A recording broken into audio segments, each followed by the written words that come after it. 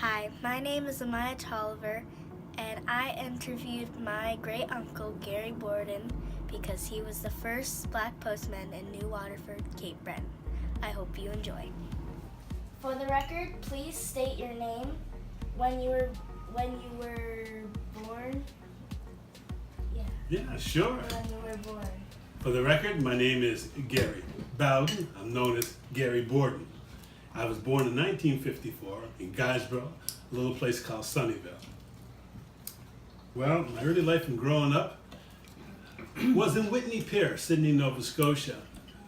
I can remember being a young boy living on Tupper Street and Lingan Road, and in the early 70s, moving to the housing group, which is known as March, April, and May Terrace. When did you come to Whitney Pier and why? Coming to Whitney Pier was my mother's decision. Apparently, our family homestead burnt down in 1953, and looking for a better life, family members moved here to Sydney. Okay.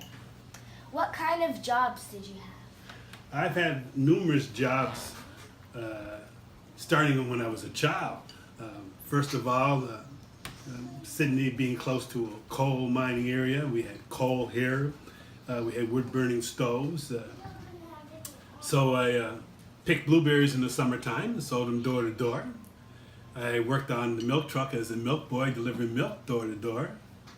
I even worked on pop trucks, delivering pops to stores and things of that nature. I weeded gardens.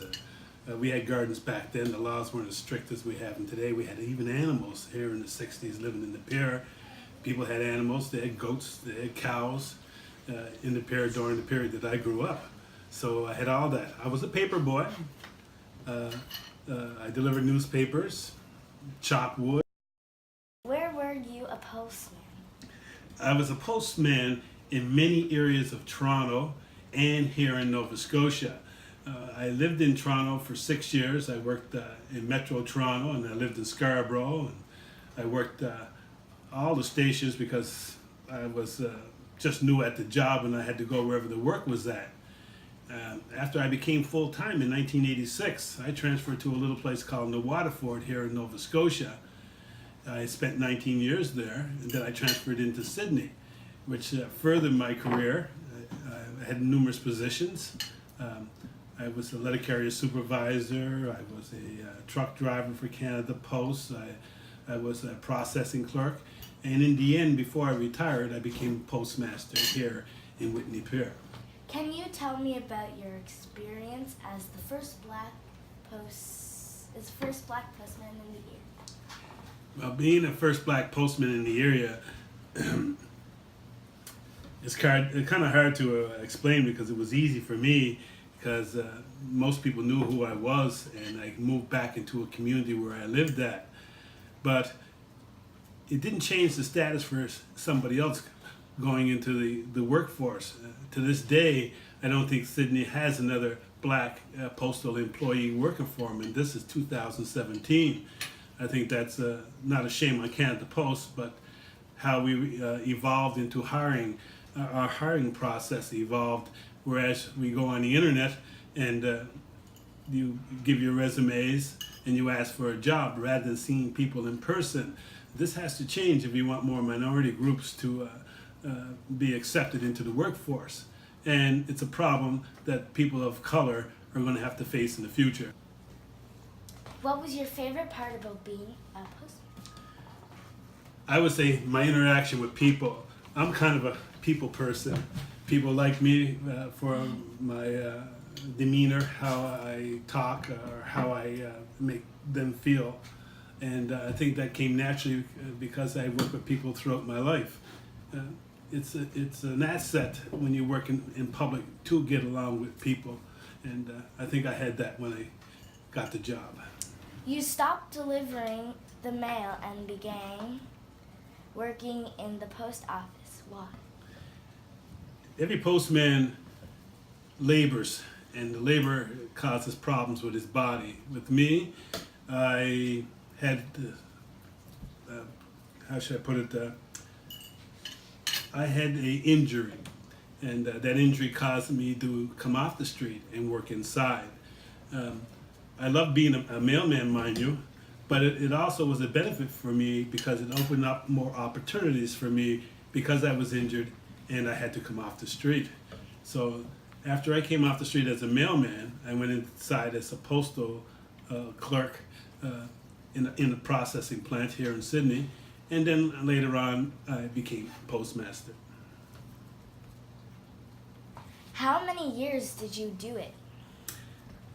Accumulated years working for the post office. Well, I started off as a term employee in Scarborough, Ontario. And a term employee means you're under contract for 90 days, and every 90 days you would sign another contract.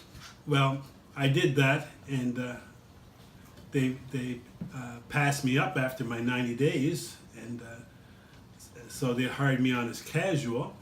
And from casual, I went to part-time to full-time. And that process took about 6 years. It would took longer here in Nova Scotia, but because of the high population in the city of Toronto and Scarborough, it took less for me to move up into the system. So, you are retired now. Do you miss delivering the mail? I don't miss delivering the mail. What I miss is the interaction with people.